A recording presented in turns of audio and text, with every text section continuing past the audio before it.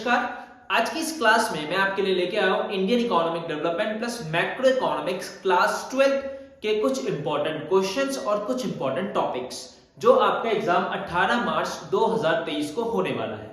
तो आपके पास संदीप गर्ग, आपके पास वीके ओरी, आपके पास एनसीईआरटी कोई भी अगर बुक है तो या तो आप बुक अपने पास खोल के रख लें, चैप्टर वाइज मैं आपको बताऊंगा, या आप अपने पास एक नोटबुक रख लें जिसमें आप चीजों को लिखते रहें। ठीक है, तो जैसा भी आपको कंफर्टेबल लगे उसी हिसाब से आप चीजों को बनाएं और उसी हिसाब से आप मेरे साथ चीजों को नोट डाउन करते रहें, अपनी बुक्स में टिक करते रहें। तो सबसे पहले मैं आपको मैक्रो इकोनॉमिक्स के साथ स्टार्ट कर रहा हूं कि कौन कौन से टॉपिक्स आपके लिए इंपॉर्टेंट है। जैसे कि हम सब जानते हैं मैक्रो इकोनॉमिक्स में टोटल नंबर ऑफ चैप्टर्स 12 है, ठीक, और ऐसे ही इंडियन इकोनॉमिक डेवलपमेंट में आपके चैप्टर नंबर 9 है इस बार। तो सबसे पहले मैक्रो इकोनॉमिक्स में मैं आपको बता रहा हूं चैप्टर नंबर 1 में कौन कौन सी चीजें इंपॉर्टेंट है और कौन कौन सी चीजें इंपॉर्टेंट नहीं है, मतलब जिसको आप थोड़ा बहुत स्किप भी कर सकते हैं।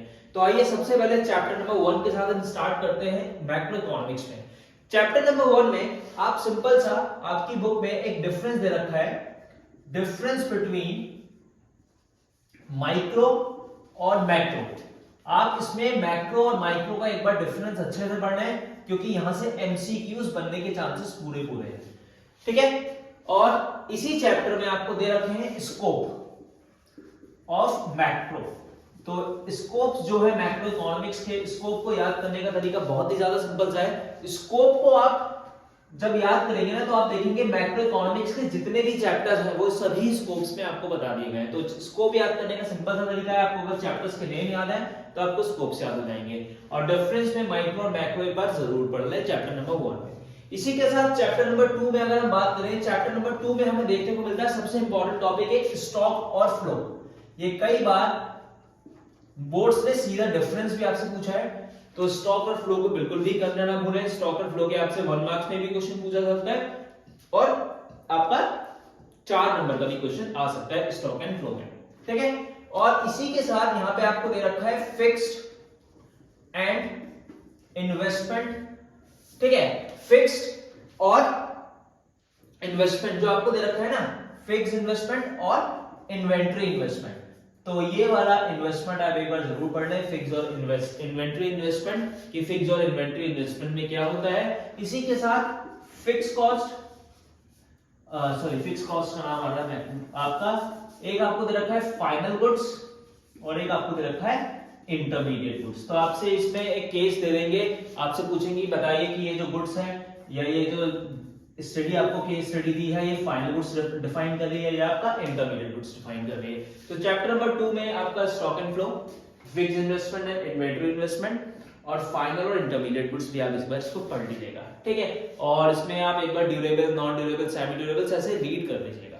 ठीक है, अब बात करते हैं नेशनल इनकम में। नेशनल इनकम में भैया तीनों ही मेथड्स आपको अच्छे से करने हैं, जिसमें से 6 मार्क्स का आपका न्यूमेरिकल्स 100% आएगा ही आएगा। अब सर ये कौन सा आएगा ये तो मैं आपको नहीं बता सकता, लेकिन एक्सपेंडिचर मेथड और इनकम मेथड के आने के चांसेस ज्यादा है। ठीक है, तो उसमें एक्सपेंडिचर मेथड और इनकम मेथड एक बार पूरे न्यूमेरिकल्स आप एक बार इसको अच्छे से पढ़ लेना। ठीक है, चैप्टर नंबर 3 में और 4 में कुछ ना कुछ थ्योरी का पार्ट आप स्किप भी कर सकते हैं, लेकिन न्यूमेरिकल्स को आपको 100% करना ही करना है क्योंकि 6 मार्क्स में न्यूमेरिकल आपको देखने को मिलेगा।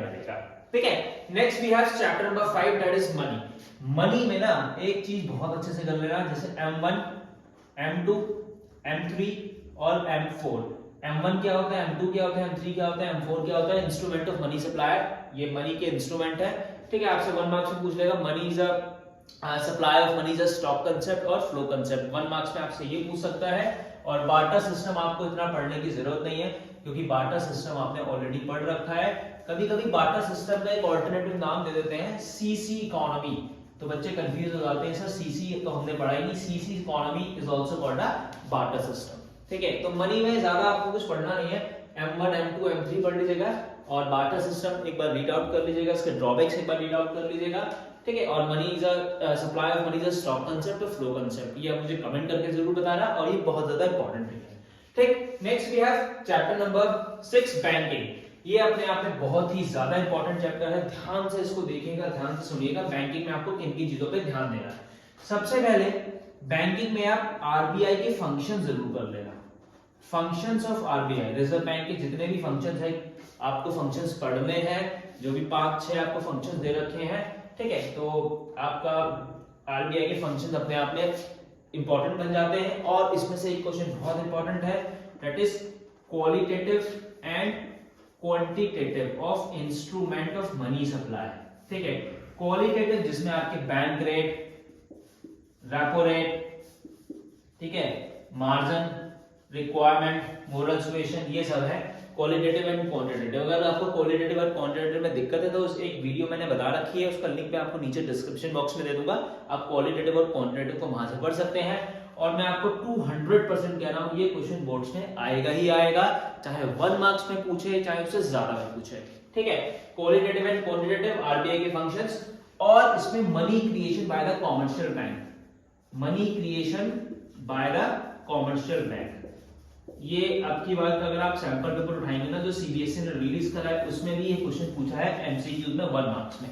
तो बैंकिंग में सारी ही चीजें इंपॉर्टेंट बनती हैं, आरबीआई के फंक्शन पूछ सकता है, क्वालिटेटिव क्वांटिटेटिव तो 100% पूछेगा, और money creation by the commercial bank भी आपसे पूछ सकता है। तो बैंकिंग अपने आप में एक इंपॉर्टेंट चैप्टर बन जाता है, ठीक है।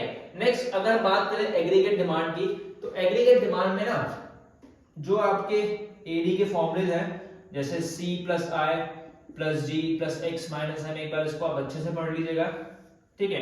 एग्रीगेट डिमांड में से ये आपको अच्छे से पढ़ना है।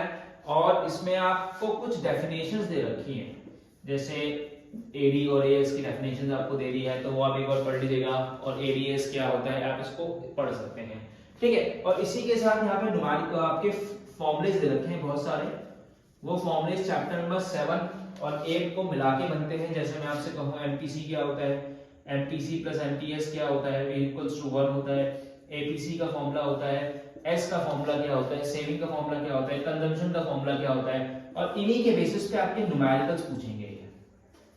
एपीसी एमपीसी से 100% न्यूमेरिकल आएगा, आपको याद रखना है कंजम्पशन का अलजेब्रिक फंक्शन, सी का, एस का, ठीक है, सी बार प्लस बी बार, इस तरीके से जो आपको क्वेश्चन दे रखे हैं, तो ये चीज आपको पढ़नी है अच्छे से, ठीक है। इसमें से न्यूमेरिकल्स भी पूछने के पूरे चांसेस हैं। अगर हम बात करें चैप्टर नंबर 9 की, चैप्टर नंबर 9 में problem of deficit demand and excess demand में क्या इंपॉर्टेंट है, सबसे पहले आप इसमें इंपॉर्टेंट लिख लो मॉनेटरी एंड फिस्कल पॉलिसी का डिफरेंस। अगर आपने ये पढ़ लिया और ये आपका ऑटोमेटिकली इसमें मॉनेटरी वाला आइटम्स कवर हो जाएगा, ठीक है। मॉनेटरी और फिस्कल पॉलिसी का डिफरेंस आपको बहुत अच्छे से पढ़ना है, ठीक है। और इसी चैप्टर में कुछ डेफिनेशन दे रखी है, जैसे फुल एम्प्लॉयमेंट इक्विलिब्रियम क्या होता है, वॉलंटरी अनएम्प्लॉयमेंट क्या होता है, इनवॉलंटरी अनएम्प्लॉयमेंट क्या होता है, ठीक है। ये सब चीजें आपको पढ़नी है इस वाले चैप्टर्स में। और इस वाले चैप्टर्स में ना आपको डायग्राम दे रखे हैं। डायग्राम की अगर बात करें तो आपने देखा होगा इस तरीके से आपसे पूछ लेगा कि यहाँ पे इन्फ्लेशनरी गैप क्या होता है, आपका यहाँ पे डिफ्लेशनरी गैप क्या होता है, उसके कॉजेस क्या होते हैं। तो इस चैप्टर में आप इन चीजों को बहुत अच्छे से पढ़ें।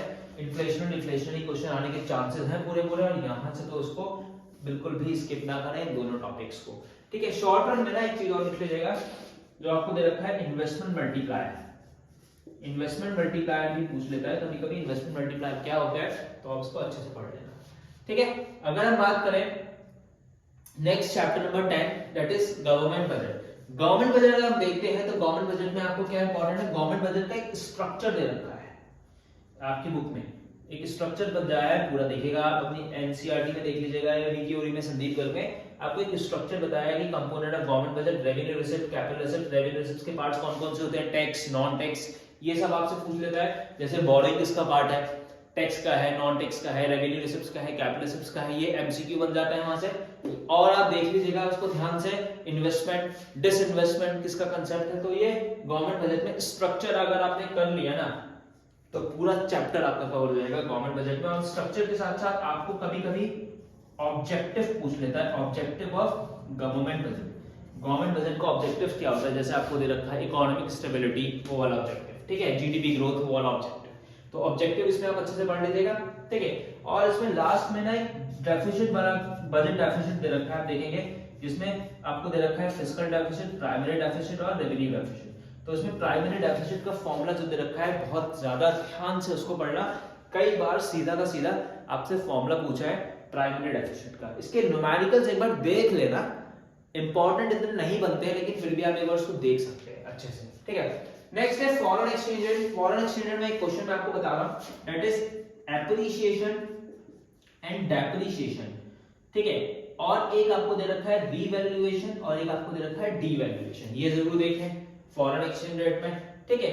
और इसमें आपको दे रखा है spot market and forward market. Spot and forward market एक बार आप देख लीजिएगा, स्पॉट मार्केट और फॉरवर्ड मार्केट क्या होता है, जो आपको बिल्कुल चैप्टर के लास्ट में आपको दे रखा है, ठीक है। और इसमें ही एप्रिसिएशन डेप्रिसिएशन के 4 आपको कर्व दे रखे हैं, आप देखेंगे डिमांड एंड सप्लाई। एक बार डिमांड ज्यादा हो रहा है फॉरवर्ड एक्सचेंज से, एक बार सप्लाई का ज्यादा हो रहा है, एक बार डिमांड कम हो रहा है, एक बार सप्लाई कम हो रहा है, तो वो वाले 4 कर्व आप इसके एक बार जरूर देख लीजिएगा फॉरेन एक्सचेंज रेट के। और अगर हम बात करें बीओपी की, बैलेंस ऑफ पेमेंट में एक आपको डिफरेंस दे रखा है autonomous and accommodating items of BOP. आप देखिएगा आपकी चैप्टर के बिल्कुल लास्ट में ही दे रखा है, जहां चैप्टर खत्म हो रहा है, ऑटोनॉमस एंड अकोमोडेटिंग्स को भी आप अंडरलाइन कर लीजिए या अपनी बुक में या कहीं लिख लीजिए, टिक कर लीजिए, ऑटोनॉमस एंड अकोमोडेटिंग आइटम्स क्या होता है, और इसके कंपोनेंट कर लेना। कंपोनेंट कौन कौन से होते हैं, करंट अकाउंट क्या होता है, कैपिटल अकाउंट क्या होता है, और ऑफिशियल रिजर्व अकाउंट क्या होता है। तो this is all about the macro economics. Macro economics में इन सब चीजों को आपको अच्छे से पढ़ना है, चाहे तो आप इसका स्क्रीनशॉट ले सकते हैं, मैं हट जाता हूं, और चाहे तो आप अपनी बुक्स में इसे हाथों हाथ टिक भी कर सकते हैं, जो भी आपके पास बुक है, चाहे वो संदीप गर्ग है, चाहे वो आपकी क्या है वीके हो या एनसीईआरटी। तो this is all about the macro economics. Macro economics में इतना तो आपको करना है, और मैं आपको फिर से बता दूं इन सब चीजों में भी बहुत ज्यादा इंपॉर्टेंट चीजें क्या है, जैसे आरबीआई का function, qualitative quantitative, money creation by the commercial bank, ठीक है, स्टॉक एंड फ्लो आपको अच्छे से पढ़ना है, और मॉनेटरी एंड फिस्कल पॉलिसी आपको अच्छे से पढ़ना है। इसमें आपका एप्रिसिएशन डेप्रिसिएशन स्ट्रक्चर से तो क्वेश्चन 100% आएगा ही आएगा, और यहां से मुझे प्राइमरी डेफिशिएंट इंपॉर्टेंट लग रहा है। इसमें ऑटोनॉमस एंड अकोमोडेटिंग आइटम्स आपसे पूछ सकता है, और यहां से एक क्वेश्चन 1 मार्क्स में एमसीक्यू में बनने के पूरे चांसेस है। और नेशनल इनकम में तो आपको भैया न्यूमेरिकल्स करना ही करना है, जो 6 नंबर का आपका बोर्ड्स पूछेगा, ठीक है। अगर आपने स्क्रीनशॉट नहीं लिया है तो आप एक बार और स्क्रीनशॉट इसका ले लीजिए, या आप इसे हाथों हाथ क्या कर सकते हैं, अपनी नोटबुक्स में टिक कर सकते हैं। तो ये था आपके पूरा कंप्लीट 50 मार्क्स का क्या मैक्रो इकोनॉमिक्स, ठीक है। तो ये पूरा मैक्रो इकोनॉमिक्स हो गया, और ऐसे ही मैं आपको इंडियन इकोनॉमिक डेवलपमेंट भी समझाऊंगा कि इंडियन इकोनॉमिक डेवलपमेंट में कौन कौन सी चीजें इंपॉर्टेंट है। इस वीडियो में मैं केवल मैक्रो इकोनॉमिक्स डाल रहा हूं, एक वीडियो और अपडेट करेंगे जिसमें इंडियन इकोनॉमिक डेवलपमेंट के 40 मार्क्स में क्या क्या इंपॉर्टेंट है वो हम डिस्कस करेंगे। आई होप आपको ये चीजें अच्छी लगी हैं, आपको पसंद आई हो। प्लीज इसको अपने दोस्तों के साथ जरूर शेयर कीजिएगा जो 18 तारीख को एग्जाम देने जा रहे हैं, और कमेंट करके बताइएगा आपको वीडियो कैसी लगी है। और अगर आपको कोई चीज लग रही है जो मैंने नहीं बताई और वो इंपॉर्टेंट लग रही है, तो आप उसे कमेंट करके मुझे जरूर बता दें, ठीक है। चलिए, थैंक यू सो मच, मिलते हैं।